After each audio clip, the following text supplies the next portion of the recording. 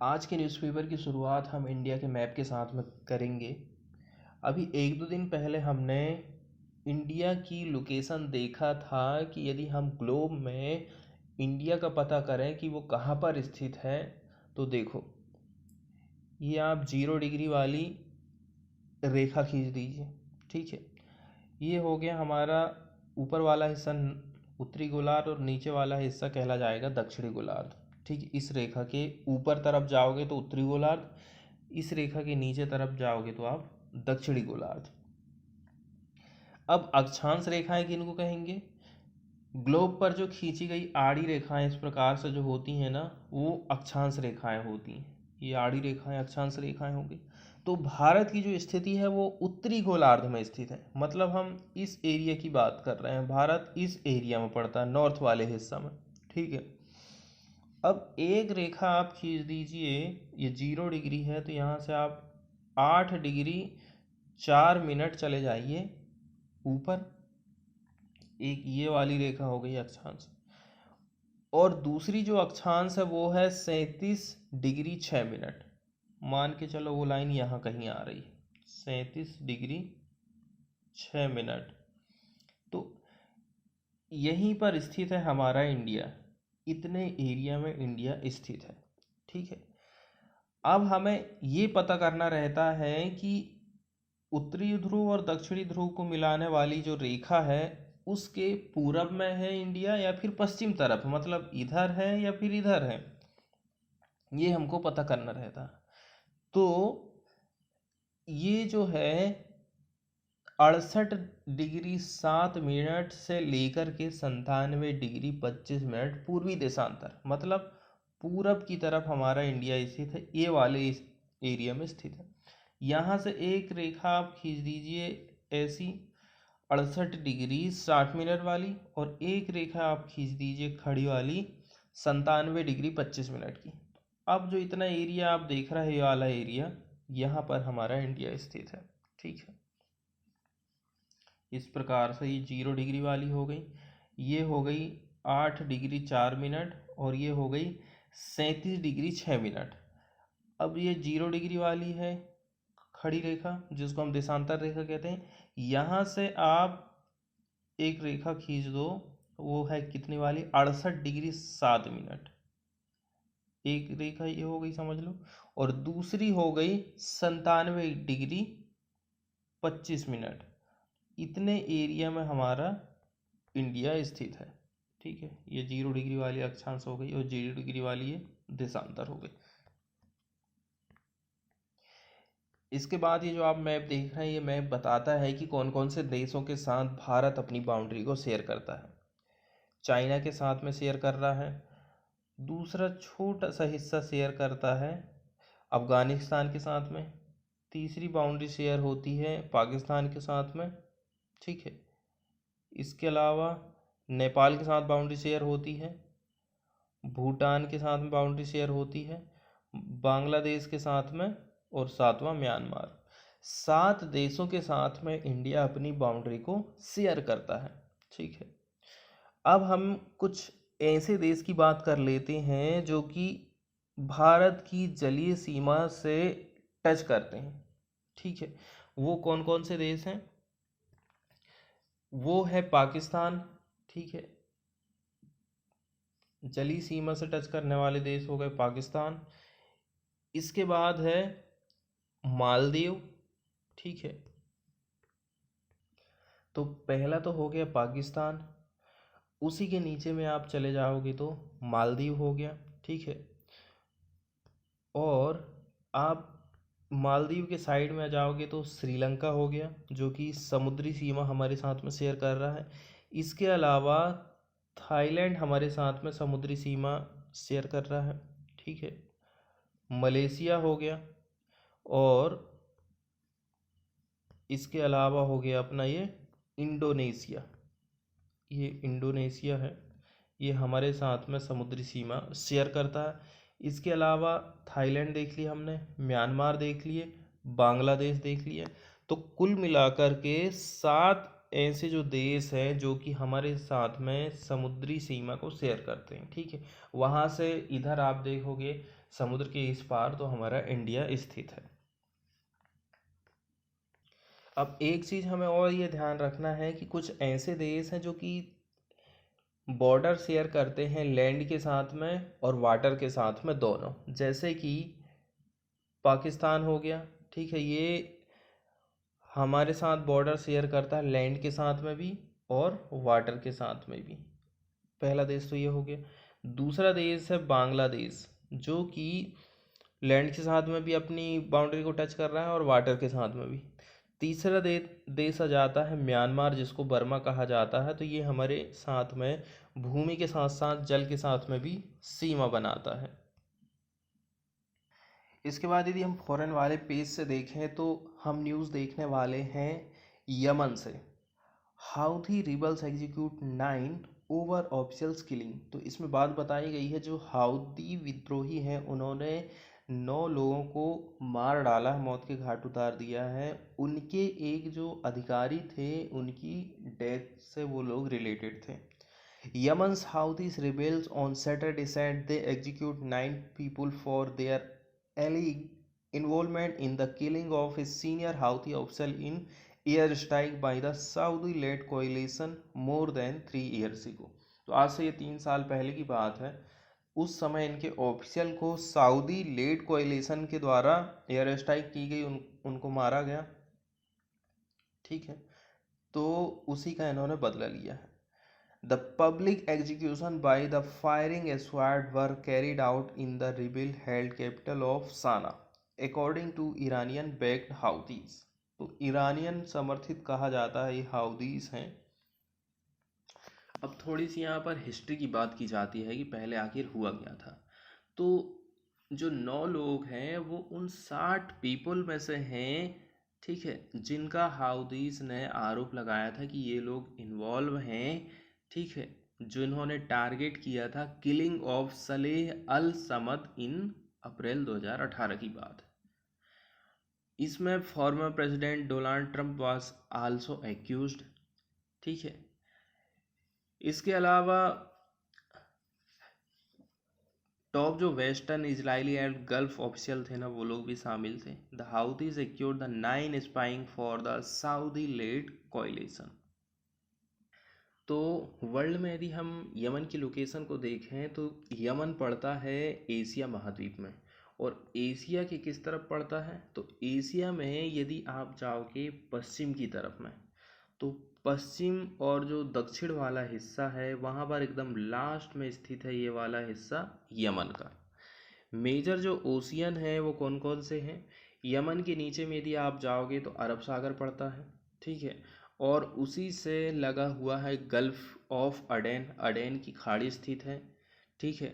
और उसके यदि आप जाओगे किस तरफ में, आप जाओगे नॉर्थ की तरफ में तो रेड सी पड़ता है। और इसकी जो लोकेशन है वो 0 डिग्री वाली जो अक्षांश रेखा है उसके बीच में, और 23.5 डिग्री वाली नॉर्थ वाली जो रेखा है जिसको हम ट्रॉपिक ऑफ कैंसर रेखा कहा, कर्क रेखा कहा जाता है, उसके बीच में 0 डिग्री वाली इक्वेटर और ट्रॉपिक ऑफ कैंसर के बीच में यमन स्थित है।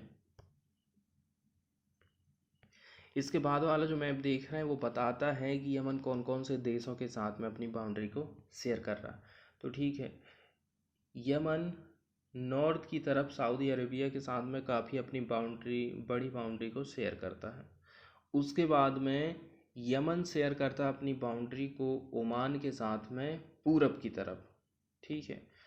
और नीचे तरफ पे आप एरिया जाओगे साउथ में तो गल्फ ऑफ अडेन पड़ती है, अरब सागर है जिसके साथ बाउंड्री शेयर कर रहा है, और है रेड सी जिसके साथ यमन अपनी बाउंड्री को शेयर करता है।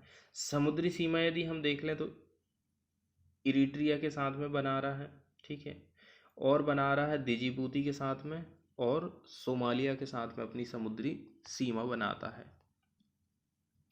इसके बाद फॉरेन वाले पेज से ही हम देखने वाले हैं, ठीक है, फ्रांस और ऑस्ट्रेलिया के रिलेशन से रिलेटेड।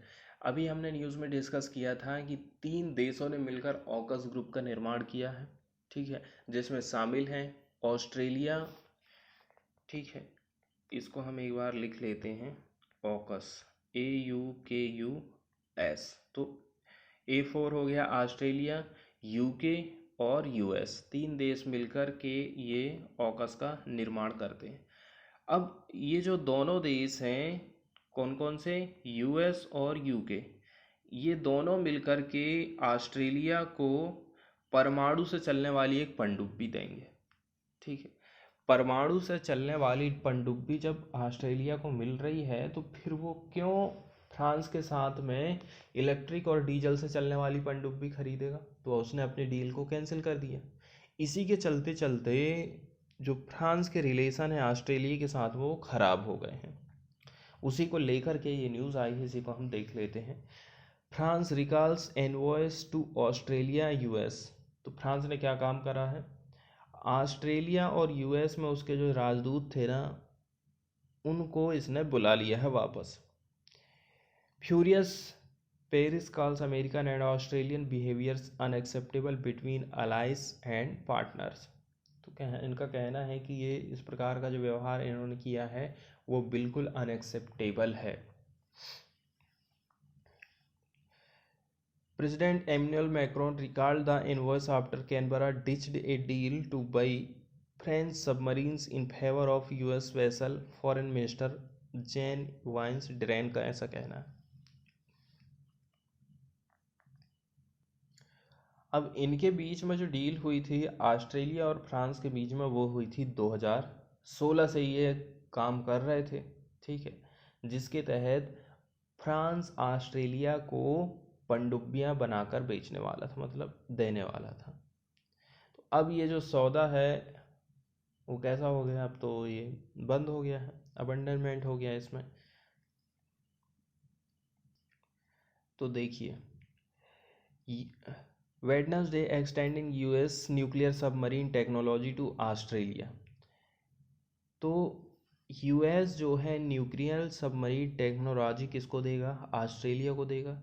इसके साथ साथ में as well as cyber defence system, applied artificial intelligence, इसके साथ साथ में अंडर सी कैपेबिलिटीज भी ऑस्ट्रेलिया को मिल जाएगी।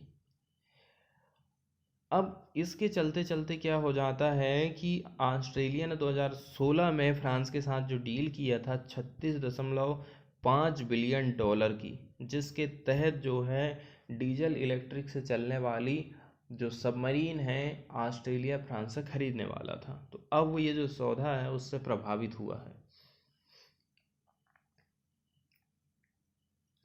आगे बात बताई जाती कि Paris sees itself as a major power in the Indo Pacific due to overseas territories such as New Caledonia and French Polynesia which give it a strategic and military foothold.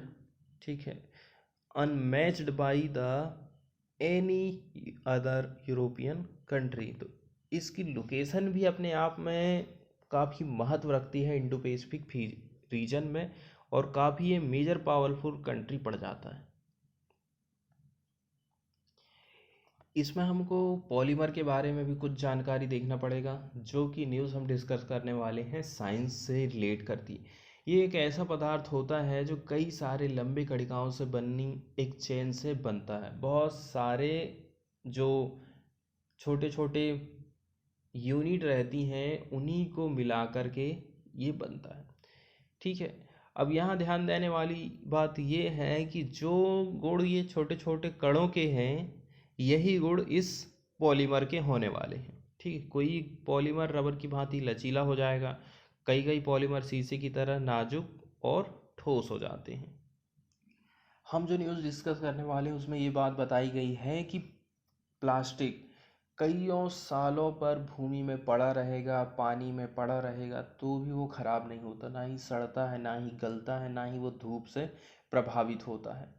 तो इसका हमें अल्टरनेटिव ऑप्शन निकालना है। तो इसका alternative option जो निकाला गया है वो ऐसा है कि वो डिग्रेडेबल होना चाहिए, मतलब जल्दी से नष्ट हो जाने वाला होना चाहिए, और ना ही उससे पर्यावरण को किसी प्रकार का नुकसान पहुंचना चाहिए। इस प्रकार के प्लास्टिक बनाने की हमें ज़रूरत है। तो IISc के जो रिसर्चर हैं इन्होंने फाइंड कर लिया है एक रास्ता को, जो कि सब्स्टिट्यूट करता है सिंगल यूज़ प्लास्टिक को। सिंगल यूज प्लास्टिक को ख़त्म कर देगा ये वाला रास्ता, ठीक है। By combining non edible oils and cellulose extract from agriculture stubble, तो क्या क्या चीज़ शामिल है इसमें? नॉन ईडेबल ऑयल हमें लेना है, इसके साथ में हमें लेना है सेल्यूलोज को, ठीक है, जिसको एक्सट्रैक्ट किया जा निकाला गया है एग्रीकल्चर स्टबल से, ठीक है। एग्रीकल्चर जो पराली है, जैसे धान की पराली हो गया, गेहूं की डंठल हो गए, उससे जो सेल्यूलोज निकला है वो, प्लस नॉन ईडेबल ऑयल, दोनों से मिलकर के biodegradable multi use polymer seed जो है बनाई गई है। इसी को लेकर के ये न्यूज़ आई है। तो ये पिक्चर आप देख रहे हैं ना, bag, cutlery and tumbler made using the biodegradable material developed by IISc Bengaluru. तो बैग हो गया, गिलास हो गया, और ये कटलेरी है जो कि इस प्लास्टिक से बनाई गई है, चम्मच। तो हम बात कर रहे हैं एक रिपोर्ट की जिसको पब्लिश किया था Central Pollution Control Board of India ने फॉर द ईयर 2018-2019 का डाटा यहाँ पर बताया गया। 3.3 million metric tonne of the plastic waste are generated by Indian. तो 2018 से 19 के बीच में 3.3 मिलियन मीट्रिक टन जो प्लास्टिक वेस्ट है उसको जनरेट किया गया इंडियंस के द्वारा, ठीक है। The bad news is that this may well be an underestimation of the problem. अब आगे आप समस्या देख लीजिए। देखो, पूरे वर्ल्ड में जितना भी प्लास्टिक का उत्पादन हो रहा है, ठीक है, प्लास्टिक वेस्ट जितना भी हम कलेक्ट कर रहे हैं उसका 79% हिस्सा पर्यावरण में चला जाता है। मात्र 9% ऐसा हिस्सा रहता है जिसको हम रिसाइकिल कर सकते हैं। अब जो प्लास्टिक है वो क्या होता जा रहा है, एक्यूमुलेट होते जा रहा है प्लास्टिक वेस्ट, ठीक है, is detrimental to the environment, ठीक है, ये पर्यावरण के लिए हानिकारक है। इसके साथ साथ में जब ये जो वेस्टेज है, this waste find its way into sea, there can be major harm to aquatic ecosystem. अभी तो हमने भूमि की बात करी, अब दूसरी बात हम कर रहे हैं समुद्र में। जब यही प्लास्टिक वाला कचरा समुद्र में चला जाता है तो ये जो प्लास्टिक कचरा एक्वेटिक जो जली जो जीव जंतु रहते हैं ना, उनके लिए प्राणघातक सिद्ध होता है। प्लास्टिक में जो रसायन है, कीटनाशक है, वो रिश्ता है, पानी प्रदूषित होता है, उसी जल का यूज़ करती हैं मछलियाँ, या तो फिर मछलियाँ इस प्लास्टिक को खा लेती हैं, या तो फिर वो जल को पीने से उनकी डेथ हो जाती है, ठीक है। तो हम बात कर रहे हैं रिसर्चर लोगों की जो कि आते हैं Department of Material Engineering, Indian Institute of Science Bengaluru. इन्होंने एक रास्ता निकाल लिया है to make a substitute for single use plastic that can in principle help mitigate the problem of accumulating plastic waste in the environment. तो environment में जो कूड़े कचरे का ढेर लग रहा है प्लास्टिक के, उसको एक प्रकार से रिप्लेस करने का काम ये करेगा। उसकी जगह, उस प्लास्टिक की जगह आप इस प्लास्टिक का इस्तेमाल करिए क्योंकि ये बायोडिग्रेडेबल है। तो देखो, एक तो अच्छी बात यह है, देखो जहाँ पर पराली जलाने से वायु का प्रदूषण होता है, तो आप उसी पराली को यदि प्लास्टिक बनाने में इस्तेमाल कर लोगे तो जो वायु प्रदूषण हो रहा है उसको भी आप रोक लोगे, और प्लास्टिक के कारण जो भूमि प्रदूषण, जल प्रदूषण हो रहा है उसको भी आप रोक सकते हो। तो दोनों काम इसमें हो जाएगा। तो अब इन्होंने क्या काम करा, एक तो पराली पराली का कूड़ा कचरा लिया इन्होंने, और दूसरा लिया इन्होंने क्या चीज़, ईडेबल ऑयल को लिया। इससे इन्होंने बनाया बायोडिग्रेडेबल प्लास्टिक, ठीक है, जिसका जो पॉलीमर इन्होंने इससे तैयार किया है, ये जो है ना, सुटेबल है फॉर मेकिंग बैग, कटलरी या फिर containers. The material so made is biodegradable, leak proof and non toxic. इसकी ये खास विशेषता है कि एक तो ये विघटित हो जाएगा। दूसरी बात ये है कि इसमें कोई लीक आपको देखने को नहीं मिलेगी और ये ना ही जहरीला है। अभी देखो, ईडिबल ऑयल की जो हम बात कर रहे थे ना, अभी इन्होंने कैस्टोर करके एक जो ऑयल है उसका यूज़ किया है। इसके अलावा ये सोच रहे हैं कि हम जो है जेट्रोफा जो पेड़ रहता है इससे जो हमें ऑयल प्राप्त रहता है होता है ना, इसका ऑयल का भी हम यूज़ करेंगे, ऐसा इनका कहना है। We already use castor oil, ठीक है। कैस्टर का हम इमेज देख लेते हैं कि कैस्टर ऑयल का इन्होंने यूज़ करा है। ये देखो, जिसको हम कहते हैं ना कैस्टर और के जो सीड हैं इसी का यूज़ इन्होंने किया था। कैस्टर का जो ऑयल रहता है वो अरंडी के बीजों से निकाला जाता है। ये पौधा मुख्य रूप से अरंडी के तेल से चेहरे का रूखापन खत्म करता है, इसलिए अरंडी के तेल में नारियल के तेल का बराबर मात्रा में इसको मिलाया जाता है। अब इसमें एक बात ये बात बताई गई है कि देखो, in order to obtain sheet with properties like flexibility, यदि हमें सीट में फ्लेक्सिबिलिटी की ज़रूरत है तो इसके लिए हमें क्या करना पड़ेगा? इसके लिए हमें जो है सेल्यूलोस ऐड करना पड़ेगा नॉन ईडेबल ऑयल में।